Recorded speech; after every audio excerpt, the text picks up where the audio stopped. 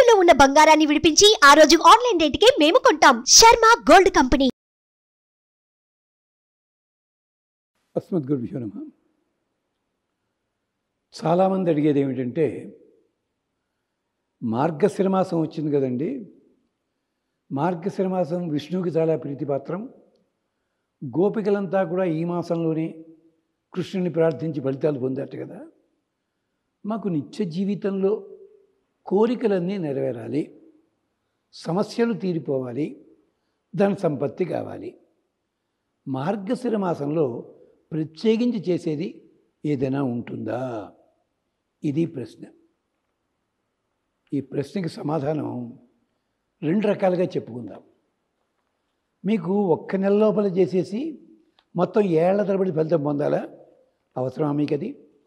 ఇంకో మాట, కోట్లు సంపాదించారండి, జబ్బు చేసి హాస్పిటల్లో ఉన్నాడు, ఆ కోట్లు ఏమైనా ఉపయోగిస్తున్నాయా? అమ్మా, అల్లా అడగకండి. అయ్యా, మేము సుఖంగా జీవించాలి, మాకు ధనం కావాలి, గ్రాసం వాసం వసనం, మనవాడు నార్త్ ఇండియాలో రోటీ కపడా और మకాన్ అంటారు. ఇవి మాకు బాగుండాలి, అందరం బాగుండాలి, మేము మార్గశిర మాసంతో ప్రారంభిద్దాం అనుకుంటున్నాం, మాకేమన్నా మార్గం ఉందా? తప్పకుండా మార్గశిర మాసంలో ప్రత్యేకించింది. ఇది కొన్నాళ్ల పాటు కొనసాగించవచ్చు, తప్పేం లేదు. అంటే ఇన్ని రోజులు నియమం ఏం లేదమ్మా. అంటే కొన్ని ఉంటాయి. 45 రోజులు చేయండి, 90 రోజులు చేయండి, 120 చేయండి, మధ్యలో ఊళ్ళెడితేనండి, అవసరమైతే ఇంకోటి ఇబ్బంది వస్తే. ఇది పూర్వకాలంలో వేరేలా ఉండేది, అది ఎవరు చెప్పట్లే ఇప్పుడు. అలా ఏం లేదమ్మా. హాయిగా మీరు చేయాల్సింది, మీ ఇష్టదైవం ముందు దీపాన్ని వెలిగించండి. ఇష్టదైవం ముందు హాయిగా భగవద్ధ్యానం చేస్తూ, భగవద్ధ్యానం అనగానే మేము యోగా క్లాసులకు వెళ్ళలేదండి అనకండి దయచేసి. స్తోత్రాలు చదువుకోండి, చిన్న చిన్న ఉంటాయి, చక్కగా అష్టకాలు అష్టోత్తరాలు లాంటివి, అది చదువుకోండి. దీపాన్ని వెలిగించండి. దీపం ప్రత్యేకత ఒకటి ఉందండి. ఏమిటో తెలుసునా? దీపంకున్న గొప్పతనం ఏమిటంటే, చిన్న పళ్ళెంలా ఉంటుంది ప్రమిద, దాంట్లో నెయ్యో నూనె వేస్తాం, ఒత్తి ఉంది, వెలిగించాము. దగ్గరగా ఉంటే దీపం ఏం చేస్తుంది? నీకు కాంతినిస్తుంది, వస్తువులను చూపిస్తుంది, వేడి ఇస్తుంది, భగవంతుడికి భక్తుడికి అనుసంధానంగా అగ్నిదేవుడు ఉంటాడు. అలాగా దూరంగా ఉంది దీపం, చీకట్లో ఎక్కడో, చూసిన వాడికి ధైర్యం తెస్తుంది. అమ్మయ్య, ఇక్కడ దీపం వెలుగుతుంది, మనుషులు ఉన్నారే. దీపం గొప్పతనం ఇదన్నమా. డాక్టర్ నారాయణ రెడ్డి గారు అన్న ఆయన దీపాన్ని గురించి ఎంత బాగా చెప్పారు తెలుసా? చీకటిలా తాండవించి లోకానికి మసిపోయడం కన్నా ప్రమిదలో కట్టుబడి పతిడి వెలుగులు అందించడం మిన్న దీపం చేసిన గొప్పతనం అది. చీకట్లా తాండవించదు, చీకటి పోగొడుతుంది. అలాంటి దీపాన్ని వెలిగించండి మీరు. అంటే ప్రమిదతో కానీ, రాగి కుందితోటి కానీ, డబ్బున్నట్టయితే వెండి కుంది కానీ. ఎలాగా? పుట్టమన్ను తీసుకురండి, లేదా చెరువులో ఉండే మట్టి తెచ్చుకోండి, దాని మీద తమలపాకు పెట్టండి, దాని మీద దీపం పెట్టండి. మెట్ట తామర ఆకుంటుంది, అది పెట్టండి, దీపం పెట్టండి. బాగా మాకు డబ్బు ఉందండి, మంచిది, వెండి పళ్ళెం వెండి ప్లేట్లో దీపం పెట్టుకొని చదవండి. తప్పనిసరిగా వెలిగించండి దీపాన్ని. ఈ మధ్యని దీపానికి 40 నూనెలు ఇవన్నీ చెప్తున్నారు. అవి లేవని కాదమ్మా, అవి దొరకవు. అది కొనడానికే మన ప్రాణం మీదకి వస్తుంది. శివపురాణం చెప్పింది ఏ దీపాల నూనె ఎలా వాడాలన్నది. అందుకని నేను చెప్పను, హాయిగా మామూలు నూనె వాడుకోండి. నేతి దీపం శ్రేయస్కరం, అందుకని నెయ్యి అయితే రోజు వాడలేం కదా, నూనె సీసాలోని ఓ నేతి చుక్క వేయండి. ఇది పెద్దలు చెప్పిన మార్గమే. దీపాన్ని వెలిగించండి. ఈ దీపానికి సంబంధించి ఒక చక్కటి వేదమంత్రం ఉంది. ఈ వేదమంత్రాన్ని మీరు జ్ఞాపకం చేసుకోండి. తెలుసున్న వాళ్ళైతే శ్లోకంలో చదవండి దీన్ని. ప్రాతరగ్నిం ప్రాతః ఇంద్రం హవామహే ప్రాతః మిత్రావరుణ ప్రాతః అశ్విన ప్రాతర్భగం పూషణం బ్రహ్మణస్పతిం ప్రాతః సోమం ఉత రుద్రం హువేమ. మీరు దీపాన్ని వెలిగించి దండం పెట్టడంలో ఏం చేస్తున్నారో మీకు తెలియదు, ఋత్విక్కులకే తెలియదు ఎందుకు వెలిగిస్తూ ఉన్నది. అన్నట్టు యజ్ఞాల్లో దీపం వెలిగించడం ఉండదు, నిప్పు వెలిగించడం ఉంటుంది.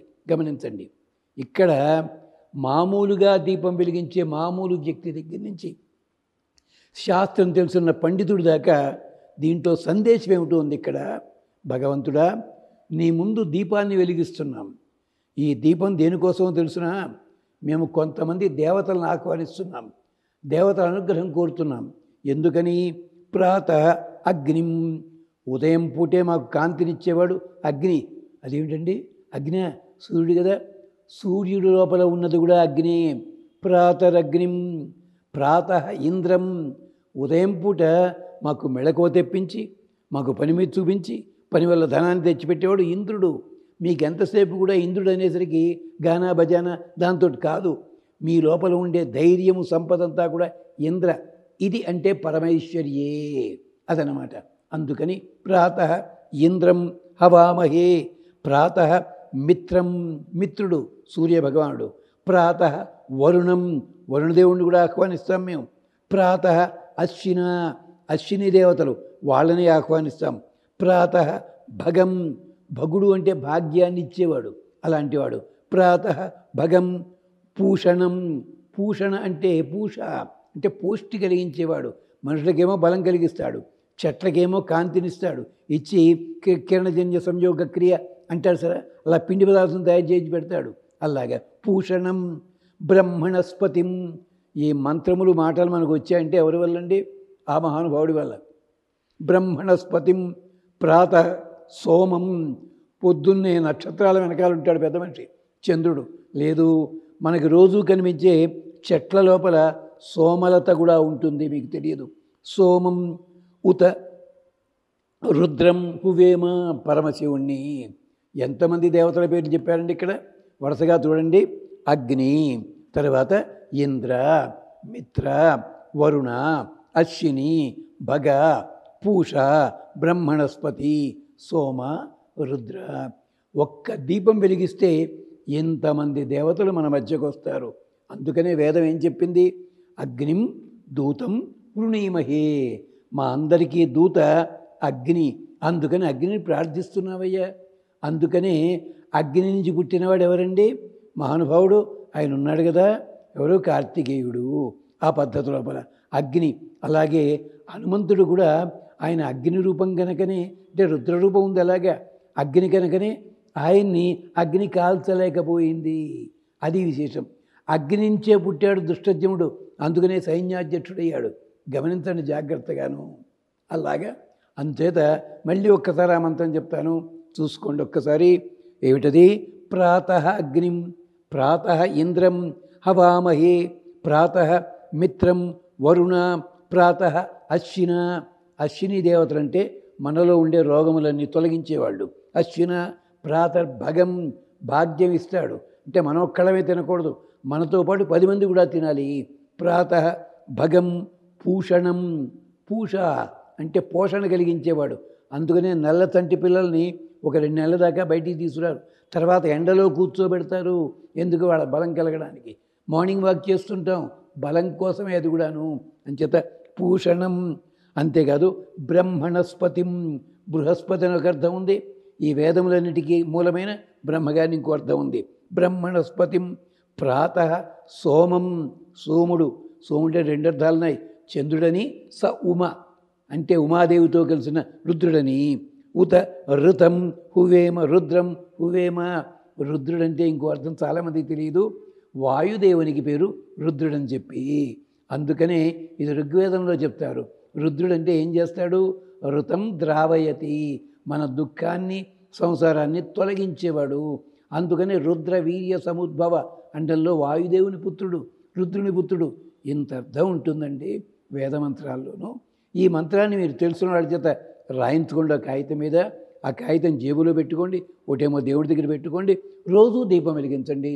ఇది మార్గశిర మాసంలోనే కాదు, మార్గశిర మాసంలో ఇంకా చాలా చేయొచ్చును. మార్గశిరమే కాదు, సంవత్సరం అంతా కూడా. అయ్యా మేము ఊళ్ళు ఏడతామండి, అక్కడ దీపాలు పెట్టలేమండి. మంచిది, ఈ రాసి పెట్టినారు కాగితం, అది చూసి దండం పెట్టుకోవడం సరిపోతుంది. అమెరికా లాంటి చోట దీపాలు వెలిగించకూడదు. దీపం వెలిగిస్తే ఏమవుతుంది? ఫైర్ ఇంజిన్ వాళ్ళు వచ్చేస్తారు ఏమైందో అని చెప్పి. అక్కడ దీపాలు వెలిగించడం వేరే పద్ధతి ఉంటుంది, అది గమనించండి. శుభం. స్వస్తి.